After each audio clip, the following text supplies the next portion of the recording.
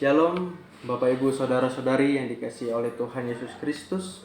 Kembali lagi kita akan mempelajari buku sekolah sahabat kita di hari Senin yang berjudul Ritual yang Buruk.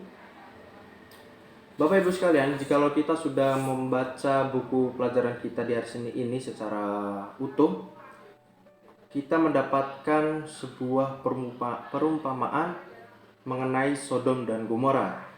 Nah, jikalau kita sudah paham mengenai bagaimana kisah dari Sodom dan Gomora ini, pastinya kita sudah mengetahui mengapa Tuhan menolak persembahan mereka. Baik, di sini saya tidak akan membahas secara mendetail, tetapi saya akan mengaplikasikannya ke dalam kehidupan kita sehari-hari. Di sini ada pertanyaan yang diajukan di dalam buku sekolah sahabat kita di hari Senin. Mengapakah Tuhan menolak penyembahan yang disampaikan kepada Tuhan? Jikalau kita membaca di dalam kitab Yesaya yang pertama, ayat yang ke-13. Jangan lagi membawa persembahanmu yang tidak sungguh, sebab baunya adalah kejijikan bagiku.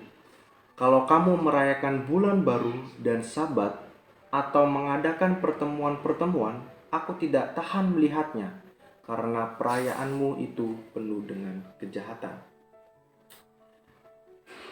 Inilah mengapa Tuhan menolak persembahan Sodom dan Gomora. Di buku sekolah sahabat kita, di bagian yang akhir, paragraf yang akhir, menjelaskan bahwa mereka yang mempersembahkan korban tanpa bertobat dari tindakan yang tidak adil terhadap sesama anggota komunitas yang memiliki perjanjian dengan Allah, sesungguhnya sedang melakukan kebohongan ritual. Dengan demikian, persembahan mereka bukan hanya tidak layak, tetapi merupakan dosa. Ritual yang mereka lakukan menunjukkan bahwa mereka setia, namun perilaku mereka membuktikan bahwa mereka telah merusak perjanjian. Lalu apa yang dapat kita ambil dan dapat kita hubungkan ke dalam kehidupan kita masing-masing? Memang pada dasarnya hingga saat ini kita masih merayakan hari Sabat, yang dimana pada zaman ini puji Tuhan kita boleh kembali beribadah di gereja, walaupun memang tidak seutuhnya kita dapat bertemu dengan anggota-anggota yang lain. Tetapi apakah Bapak, Ibu, Saudara, dan juga saya, ketika kita datang ke gereja beribadah di hari Sabat, apa motif kita? Apakah kita hanya ingin menunjukkan bahwa ini saya, ini aku datang ke gereja, tetapi hati kita tidak memuji, memuliakan nama Tuhan. Pikiran kita tidak berfokus kepada firman Tuhan. Jangan menjadi manusia-manusia yang munafik seperti Sodom dan Gomora ini. Jangan kita merasa memiliki kesombongan. Memang beda pada zaman dahulu dibanding dengan zaman sekarang, melalui pakaian berbeda, acara-acara ibadah berbeda, justru lebih modern sekarang, bukan? Yang pastinya ini berhubungan dengan pakaian yang kita miliki. Nah, dari pakaian tersebut kita bisa melakukan kesombongan, Bapak Ibu Saudara. Jikalau kita melihat kitab Yehezkiel 16 ayatnya yang ke-49 sampai yang ke-50, firman Tuhan berbunyi demikian.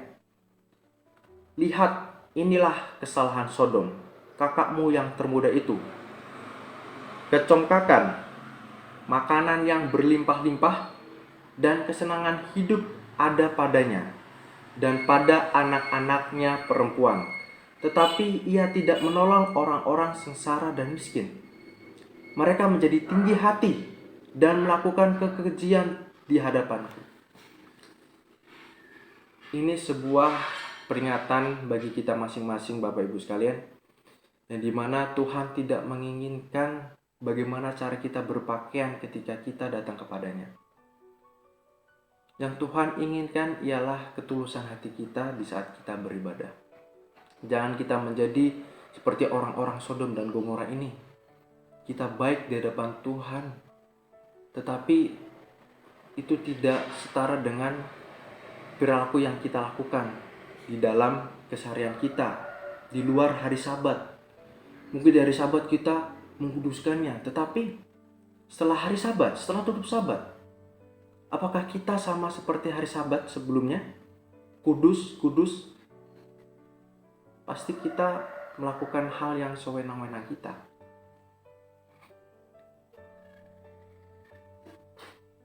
Jadi Bapak Ibu saudara-saudari sekalian,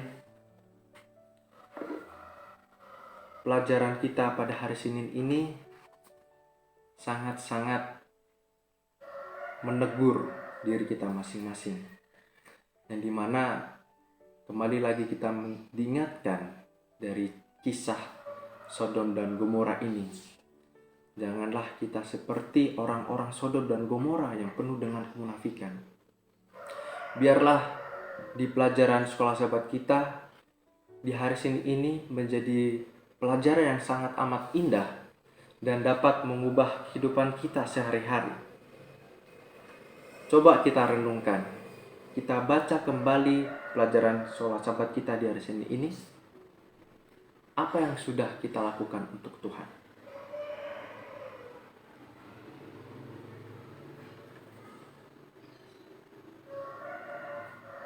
Sekian pelajaran kita pada hari Senin ini.